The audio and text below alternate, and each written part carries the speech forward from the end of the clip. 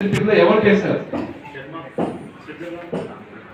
ఎందుకు చేశారు, అప్పట్లో దాని ప్రయోజనం ఏ ప్రయోజనం కోసం చేశారు? హిస్టరీ ఆఫ్ ద ప్లాస్టిక్ మనం తీసుకున్నట్లయితే 1806 సంవత్సరంలో ఇది పుట్టింది.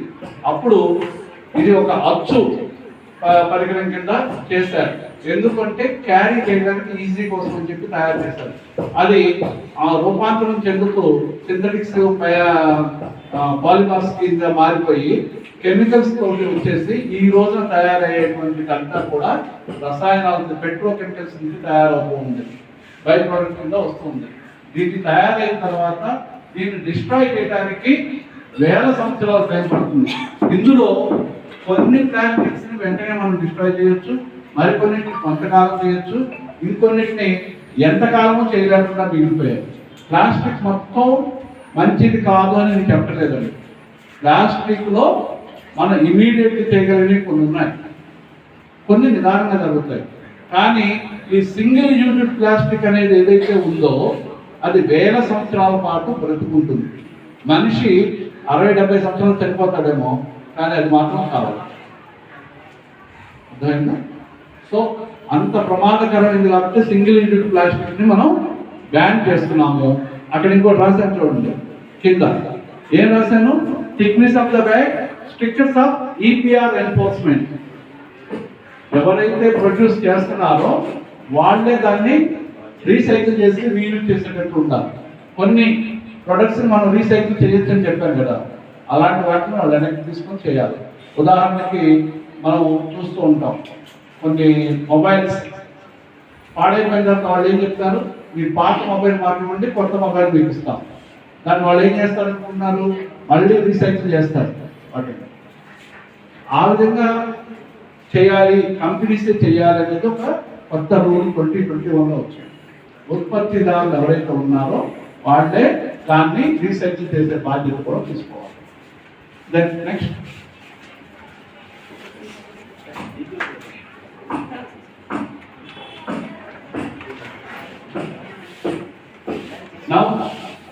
పీడిఎంఎం రూల్లో అమెండ్మెంట్లో ఇందాక చెప్పుకున్నాం 50 మైక్రాన్స్ ఇక్కడికి వచ్చేసరికల్లా ఎలా మారిందో చూడండి.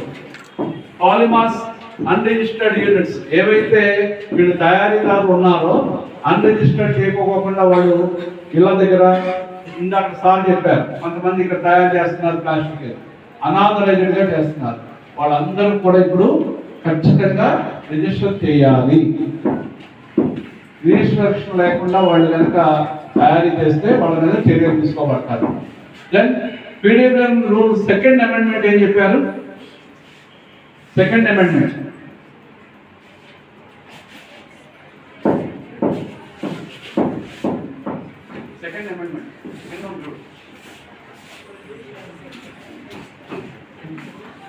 చదువు చదువుతాడు అన్నాడు ఆయన. కంపల్సరీ చదువుకున్నారు. మీ పేరేంటి సార్? సంతోష్ కుమార్. చాలా హ్యాపీగా చెప్తారు. చూడండి, చెప్పమ్మా, బైక్ దగ్గర పెట్టుకో.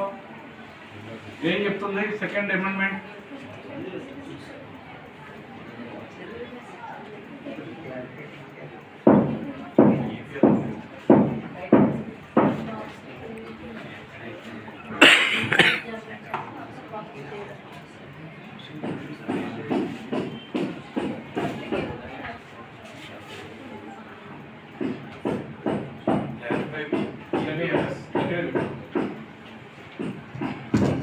Clarified EPRS applicable for export packaging.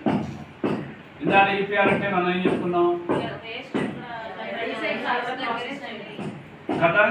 అంటే ఇది అక్కడ అప్లై చేస్తున్నారా ఆ అమెండ్మెంట్లో?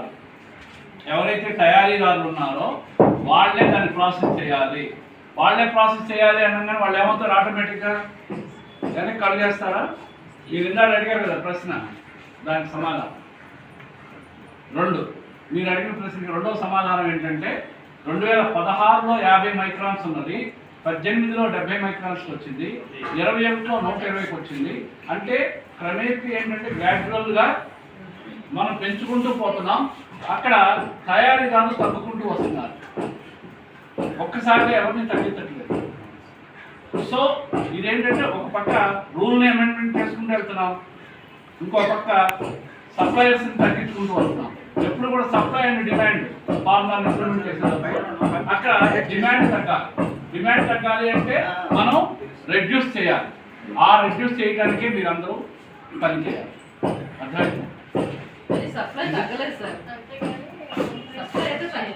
ఎట్లా తగ్గలేదు అని అంటే ఇక్కడ ఎవరైతే ప్రొడ్యూసర్ ఉన్నారో వాడు కంపల్సరీగా రిజిస్ట్రేషన్ చేయాలంటున్నారు.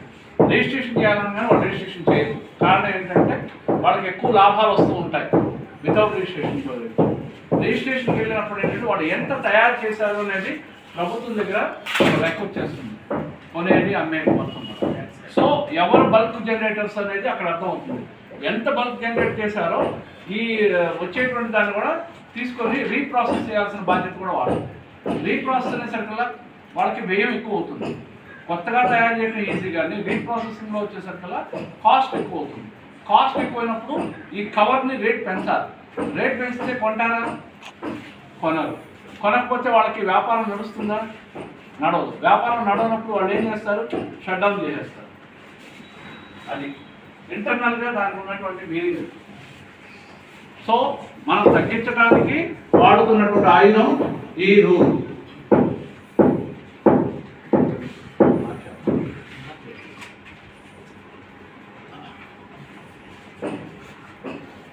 22, 23, 24.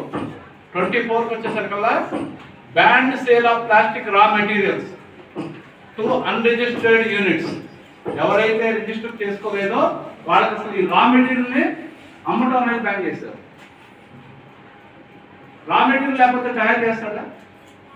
తయారు చేయాలంటే రిజిస్టర్ చేయాలి. రిజిస్టర్ చేయాలంటే వాళ్ళు ఎంత క్వాంటిటీ కొంటున్నారు, ఎంత అమ్ముతున్నారు అనేది రికార్డ్ మనకు వచ్చేస్తుంది.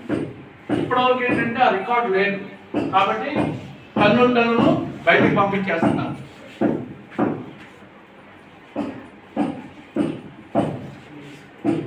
ఇప్పుడు ఏం చెప్తుంది చూడండి. 2025 1st July నుంచి ఇంప్లిమెంట్ అవుతుంది. మీకు తెలుసా? From 1st July onwards PWM rules.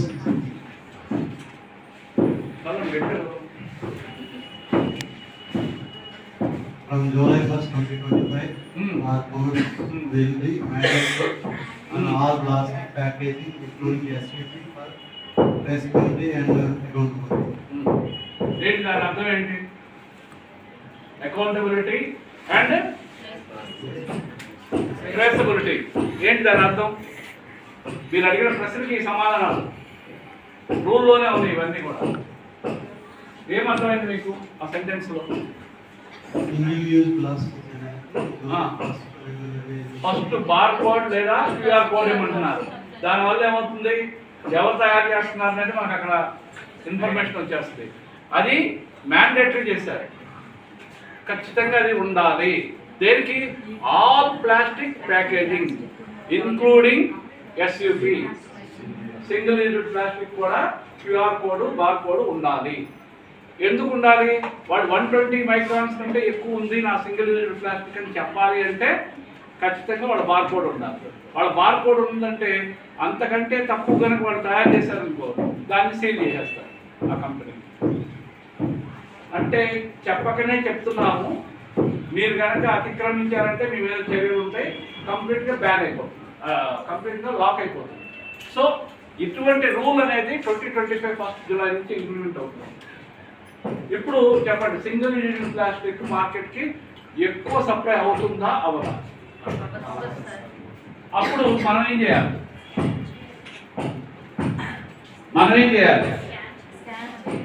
Scan కాదు, మనం ఏం చేయాలి? ఇప్పుడు మార్కెట్కి వెళ్ళాను, నేనే వెళ్ళాను.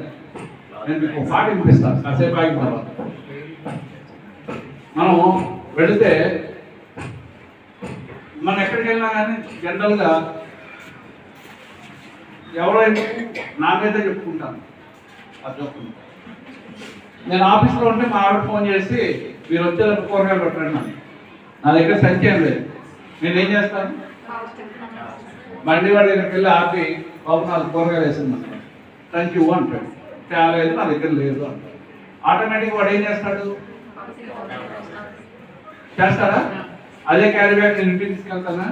మళ్ళీ అదే క్యారీ బ్యాగ్ మున్సిపల్ ఆఫీస్ వాళ్ళకి ఇచ్చేస్తాను, మా వర్కర్కి. అది మళ్ళీ అది తీసుకొని డంప్ యార్డ్ వేస్తారా? ఆ డంప్ యార్డ్ వేస్తే భూమిలోకి వెళ్ళిపోయి ఇదైపోతుంది కదా. ఇది మనకున్న సమస్య.